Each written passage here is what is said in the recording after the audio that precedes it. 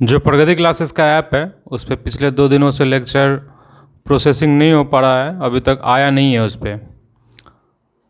तो नहीं आ पाया है और पता नहीं क्या प्रॉब्लम आ रहा है, तो हम उसको यहाँ पर बता दे रहे हैं यूट्यूब पे। इसको पढ़ लो, नोट कर लो कॉपी में, फिर आगे समझ में आएगा, क्योंकि वो काफ़ी इम्पोर्टेंट है। बहुत लोगों का छूट गया था वो। तो लास्ट हुआ था जिसमें कि एक स्लाइडिंग वायर था और सर्किट पे उसको क्या करवाया गया था, स्लाइड करवाया गया था। इसके बाद हम लोग स्टार्ट करेंगे बायोट सावर्ट लॉ।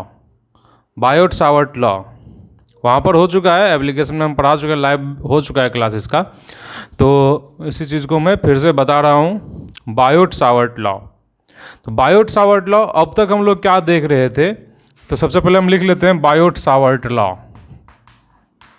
अब तक हम लोग क्या पढ़ रहे थे,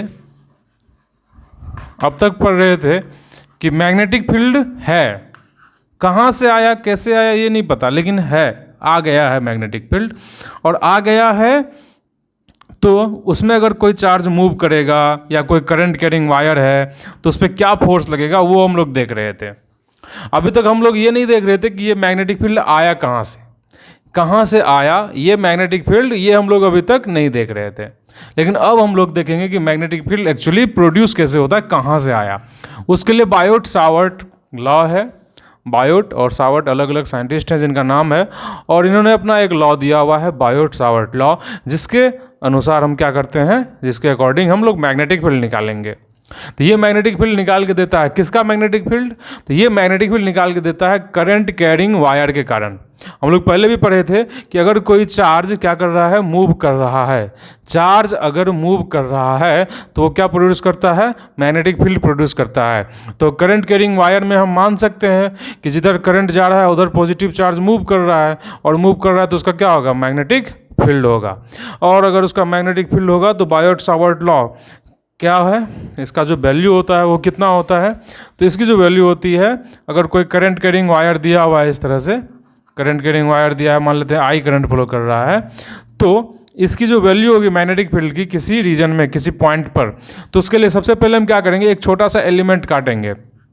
एक छोटा सा एलिमेंट, काफ़ी छोटा है ये, देखने में भले बड़ा दिख रहा हो लेकिन ये काफ़ी छोटा है, और उस एलिमेंट की लेंथ हमने ले ली dl, डायरेक्शन किधर की तरफ, करंट की तरफ हम लेके dl एक एलिमेंट काटेंगे।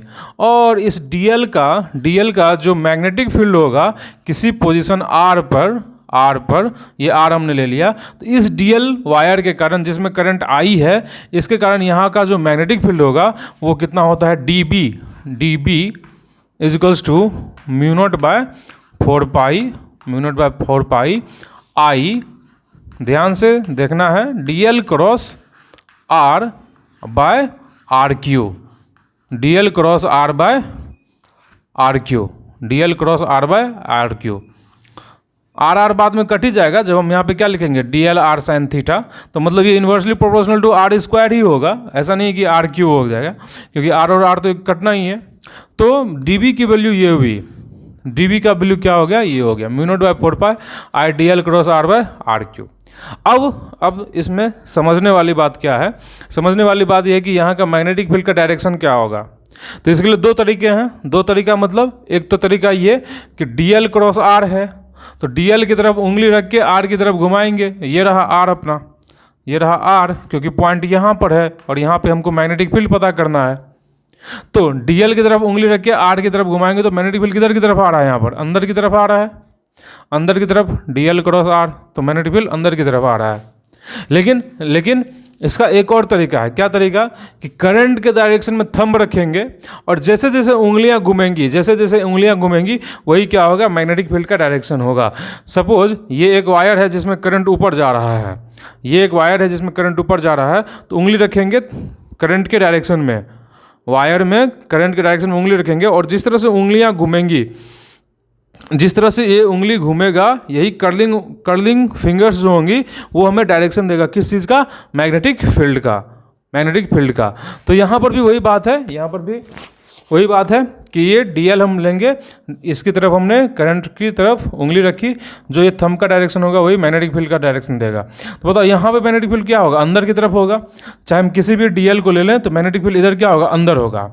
और यहाँ पर अंदर है, अगर इस रीजन में देखेंगे इधर की तरफ, तो यहाँ मैग्नेटिक फील्ड कैसा हो जाएगा, यहाँ से ऐसे गया है और ऐसे बाहर निकलेगा, इधर से बाहर निकलेगा, इधर से बाहर निकलेगा, मतलब इस रीजन में अगर हम मैग्नेटिक फील्ड देखें तो यहाँ से बाहर निकलता हुआ दिखाई देगा।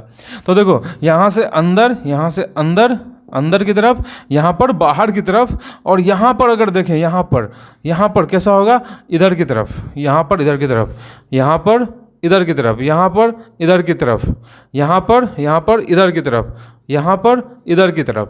तो इस तरह से हम बोल सकते हैं कि मैग्नेटिक फील्ड इस तरह से चारों तरफ इसके तरफ क्या होता है, सर्कुलर होता है। सर्कुलर नहीं भी होगा तो क्या होगा, लूप बनाएगा, ठीक है। तो यहाँ पर अगर हम मैग्नेटिक फील्ड देखें इस रीजन में, तो इस रीजन में जो मैग्नेटिक फील्ड है वो है अंदर की तरफ, और इस रीजन में जो मैग्नेटिक फील्ड होगा वो होगा बाहर की तरफ। फिलहाल इस छोटे से पार्ट के लिए हम देख रहे हैं, तो अंदर की तरफ और ये बाहर की तरफ। और मेन फॉर्मूला जो होगा वो क्या होगा, mu not by 4 pi I D L cross R by R Q. इसी को स्केलर फॉर्म में क्या बोल सकते हैं, डायरेक्शन तो निकाल लेंगे, करंट की तरफ उंगली और कर्लिंग फिंगर्स मैग्नेटिक फील्ड का डायरेक्शन देगा। वेक्टर लगा देता हूँ मैं। इसी को स्केलर फॉर्म में क्या लिख सकते हैं, स्केलर फॉर्म में लिख सकते हैं mu not by 4 pi I D L R sine theta, तो साइन थीटा रहेगा और आर कैंसिल हो गए, तो I D L sine theta is divided by कितना हो जाएगा, आर स्क्वायर। तो ये हो गया मैग्नेटिक फील्ड का scalar form. Direction is found by, क्या लिखेंगे, डायरेक्शन कैसे निकालना है, तो put your finger in the direction of current, put your thumb in the direction of current and the curling fingers will give direction of magnetic field। इसको लिख भी सकते हो, लिख लो इसको, put your thumb in the direction of current and curling fingers will give the direction of magnetic field and the curling fingers will give the direction of magnetic field। तो ये हो गया dB का वैल्यू, ये dB है, ये dB है।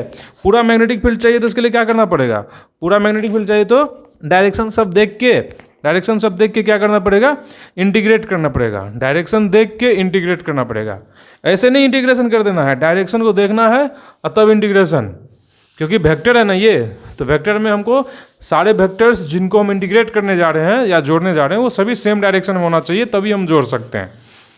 सभी सेम डायरेक्शन में होना चाहिए तभी हम क्या कर सकते हैं, जोड़ सकते हैं। तो ये हो गया बायोट-सावर्ट लॉ। इसके बारे में अगर कुछ लिखना है लैंग्वेज में तो लिख सकते हैं। लैंग्वेज में क्या लिखेंगे, लिखो लैंग्वेज में लिखना है magnetic field DB, magnetic field DB due to, DB मतलब small magnetic field DB due to elemental length DL, DB due to elemental length dl of conductor at a point P,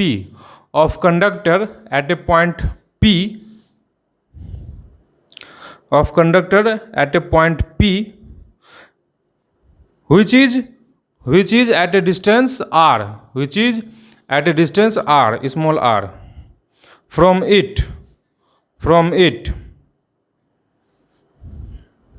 is such that dB inversely proportional to r square, directly proportional to dl और directly proportional to I, ठीक है। तो इस तरह से हम बोल सकते हैं कि बायोट-सावर्ट ने क्या कहा भाई, कि मैग्नेटिक फील्ड जो होगा inversely proportional to R square होगा, डायरेक्टली प्रोपोर्शनल टू डीएल होगा और डायरेक्टली प्रोपोर्शनल टू करंट होगा। तो ये हो गया अपना बायोट-सावर्ट लॉ। अब यहाँ पर ये जो वैल्यू है ना, म्यू नॉट बाय 4 पाई अभी आया था, म्यू नॉट बाय 4 पाई, तो म्यू नॉट बाय 4 पाई जो होता है ना, इसकी जो वैल्यू होगी वो कितनी हो जाएगी, 10 पे पावर माइनस 7। जैसे 1/4 पाई एप्सिलॉन नॉट का वैल्यू हुआ करता था कितना, 1/4 पाई एप्सिलॉन नॉट का वैल्यू हुआ करता था 9 × 10⁻9। उसी तरह इसका वैल्यू था 10⁻⁷। यूनिट क्या हो जाएगा, तो अभी हम लोग देखे थे magnetic field is equals to कितना लिखे थे, म्यू नॉट बाय 4 पाई और क्या लिखे थे, I dl by into sine theta भी था, into sine theta by R square. तो सीधी सी बात है, इसका यूनिट चाहिए तुमको, क्या हो जाएगा, ये टेस्ला हो गया, टेस्ला, ये मीटर स्क्वायर, तो 1 मीटर बचेगा, तो यहाँ पे आ जाएगा टेस्ला मीटर। अब बाय क्या हो जाएगा, ampere, tesla metre by ampere. ठीक है, ये हो गया यूनिट, यहीं पे ये यूनिट लगा देंगे, 10⁻⁷ टेस्ला मीटर पर एम्पियर, टेस्ला मीटर पर एम्पियर। म्यूनोट को बोला क्या जाता है, म्यूनोट को बोला क्या जाता है, म्यूनोट को बोला जाता है permeability of free space, permeability of free space.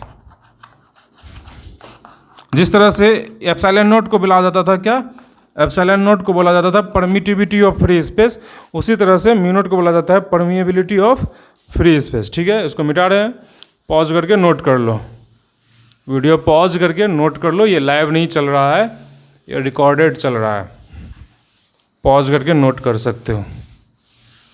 ठीक है, चलो आगे बढ़ते हैं, आगे बढ़ते हैं।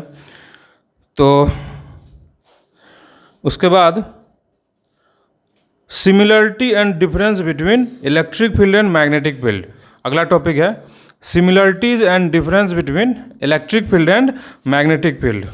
ये एनसीईआरटी में अच्छे से दिया हुआ है, इसलिए ये काफ़ी इंपॉर्टेंट हो जाता है। क्यों, क्योंकि बोर्ड वोर्ड में पूछा जा सकता है similarities and difference between electric field and magnetic field. तो चलो इसके बारे में चर्चा करते हैं, सिमिलरिटीज एंड डिफरेंस क्या क्या हैं।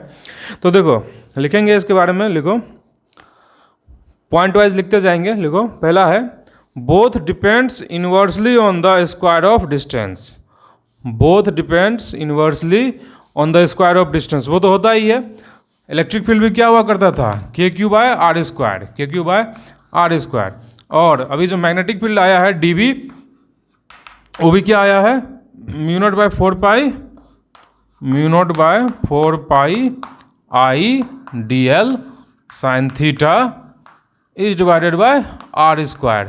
तो मतलब कहने का क्या हुआ, ये भी इन्वर्सली प्रोपोर्शनल टू R² है और ये भी इन्वर्सली प्रोपोर्शनल टू R² है। तो लिखेंगे both depends inversely on the square of distance. Next point principle of superposition applies for both, principle of superposition applies for both. सीधी सी बात है क्या, कि प्रिंसिपल ऑफ सुपरपोजिशन का क्या मतलब है, बहुत सारे चार्जेज हैं, मान लो बहुत सारे चार्जेज हैं, तो सबका इलेक्ट्रिक फील्ड किसी पॉइंट पे निकाल देंगे एक एक करके, और सबको क्या कर दिया जाएगा, वेक्टोरियली ऐड कर दिया जाएगा। तो यही प्रिंसिपल ऑफ सुपरपोजिशन था। तो इसमें भी वही बात होगी, अगर मान लो बहुत सारे वायर्स हैं जिसका कि मैग्नेटिक फील्ड किसी जगह पे निकालना है, तो सबका मैग्नेटिक फील्ड निकाल के वेक्टोरियली ऐड कर देंगे। तो प्रिंसिपल ऑफ सुपरपोजिशन यहाँ पे भी अप्लाई होता है, तो इसको लिख लो, principle of superposition applies for both. Next point magnetic field is linearly dependent on its source, magnetic field is linearly dependent on its source, that is बताओ, इस केस में मैग्नेटिक फील्ड का सोर्स कौन है, आइडियल, इस case में magnetic field का source है आइडियल, और जो इलेक्ट्रिक फील्ड है इसमें सोर्स कौन है, इलेक्ट्रिक फील्ड का सोर्स है क्यू, इसका आइडियल और इसका क्यू, ये इसका सोर्स है। ठीक है, नेक्स्ट पॉइंट तो लीनियरली डिपेंड कर रहा है, क्योंकि हम देख रहे हैं ना, तो यहाँ पे क्यू पे पावर है ना, यहाँ पे आइडियल पे पावर है, ये भी सोर्स है इसका मैग्नेटिक फील्ड का, और वहाँ पे सोर्स कौन है, क्यू है। तो लीनियरली डिपेंड कर रहा है इलेक्ट्रिक फील्ड और मैग्नेटिक फील्ड अपने सोर्स पे। Next point electric field is produced by scalar source, electric field is produced by scalar source. हाँ, ये इंपॉर्टेंट बात है कि इलेक्ट्रिक फील्ड जो प्रोड्यूस किया जा रहा है वो किसके द्वारा प्रोड्यूस किया जा रहा है, स्केलर, मतलब चार्ज क्या होता है, स्केलर क्वांटिटी होता है। लेकिन जब आइडियल की बात करते हैं तो इसका डायरेक्शन भी मायने रखता है। चार्ज का कोई डायरेक्शन होगा क्या, नहीं, इसका कोई डायरेक्शन वाला बात ही नहीं होगा, लेकिन इसका रियल का डायरेक्शन मायने रखता है कि नहीं रखता है, बिल्कुल। ये किधर की तरफ है उसके हिसाब से अलग अलग जगह का मैग्नेटिक फील्ड भी वेरी करेगा। तो ये वेक्टर सोर्स है, तो हम लिख सकते हैं electric field is produced by scalar source namely charge, electric field is produced by scalar source namely namely मतलब इसका जो नाम है namely charge. While magnetic field is produced by vector source, while magnetic field is produced by vector source, और लिख लेंगे date is ideal vector, यहाँ लगा देंगे that is ideal vector. Magnetic field is produced by vector source और लिख देंगे ideal vector. आगे लिखेंगे नेक्स्ट पॉइंट, अगला पॉइंट जो है electric field is along the displacement. Along the displacement क्या हुआ इसका कहने का मतलब, अगर यह चार्ज है तो यहाँ का इलेक्ट्रिक फील्ड किधर की तरफ होता है, इस पॉइंट को मिलाने वाला ये जो आर है, आर के डायरेक्शन में या टुवार्ड्स द चार्ज या अवे फ्रॉम द चार्ज, या तो टुवार्ड्स द चार्ज या अवे फ्रॉम द चार्ज होगा। तो ये हो गया इलेक्ट्रिक फील्ड का डायरेक्शन, टुवार्ड्स द चार्ज या अवे फ्रॉम द चार्ज। और इसमें क्या होता है, इसमें क्या होता है, अभी अभी देखे थे कि अगर ये करंट है, यहाँ का मैग्नेटिक फील्ड चाहिए तो क्या हुआ था अंदर की तरफ, मतलब इस डीएल पे क्या होगा परपेंडिकुलर, डीएल पे परपेंडिकुलर, क्योंकि वैसे भी क्या है फॉर्मूला क्या होता है DL cross R, DL cross R. तो डीएल क्रॉस आर का क्या मतलब हुआ, ये जो मैग्नेटिक फील्ड होगा ये डीएल पे भी परपेंडिकुलर होगा, क्रॉस प्रोडक्ट में हम लोग जानते हैं कि ये जो क्वांटिटी होगा इस पे भी परपेंडिकुलर और इस पे भी परपेंडिकुलर, क्योंकि डीएल क्रॉस आर बराबर है कौन बी, तो मतलब ये जो होगा इस पे भी परपेंडिकुलर और इस पे भी परपेंडिकुलर। तो इस केस में हमें पता है क्या पता है कि ये जो आर होगा आर पे परपेंडिकुलर होगा मैग्नेटिक फील्ड, जबकि वहाँ पर क्या था आर के डायरेक्शन में था, यहाँ पे इलेक्ट्रिक फील्ड जो था वो क्या था आर के डायरेक्शन में था। तो हम लिख लेंगे क्या लिख लेंगे, electric field is along the displacement that is joining that is line along the line that is along the line joining point charge and the point, joining point charge and the point, मतलब point charge और point को मिलाने वाले line के direction में, joining point charge and point. while magnetic field is perpendicular to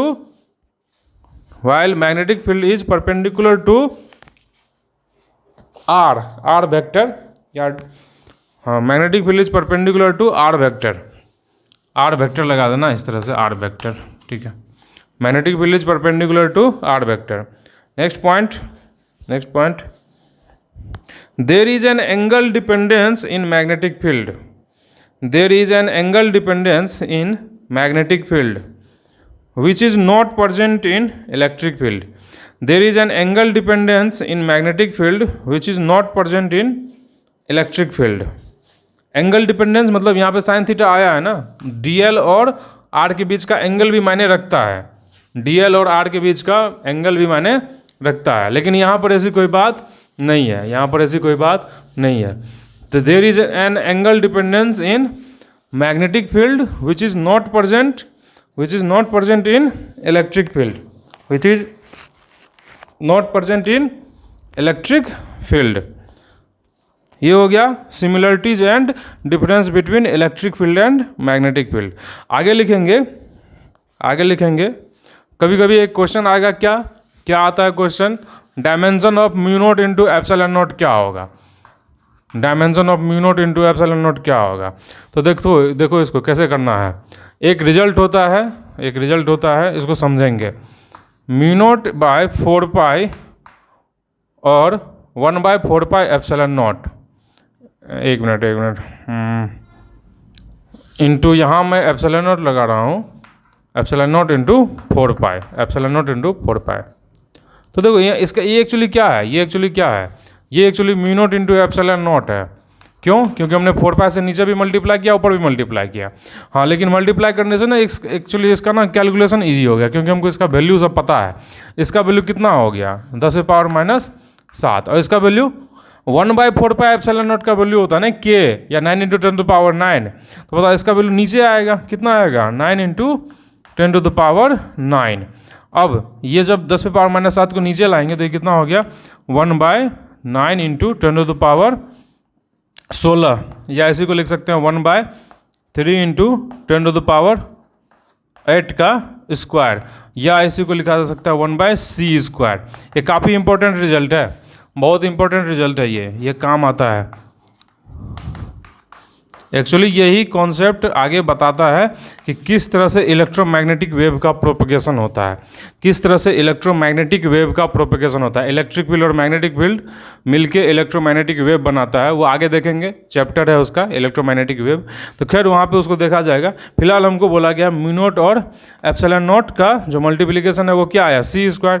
तो अगर हम यूनिट की बात करें इसके, तो क्या हो जाएगा, मीटर पर सेकेंड का स्क्वायर। तो यूनिट क्या हो जाएगा, इसका यूनिट हो गया अपना मीटर स्क्वायर, अब पर सेकेंड स्क्वायर, तो क्या हो जाएगा, सेकेंड स्क्वायर ऊपर जाएगा, अब बाय क्या आएगा, मीटर स्क्वायर। डायमेंशन की बात करें, म्यू नॉट एप्सिलॉन नॉट का डायमेंशन क्या हो जाएगा, तो यूनिट से हम डायमेंशन भी बता सकते हैं, तो क्या हो जाएगा, s² का डायमेंशन हो जाएगा t², और मीटर स्क्वायर का नीचे है तो ऊपर जाएगा तो क्या होगा, l⁻², t⁻²। ये हो गया इसका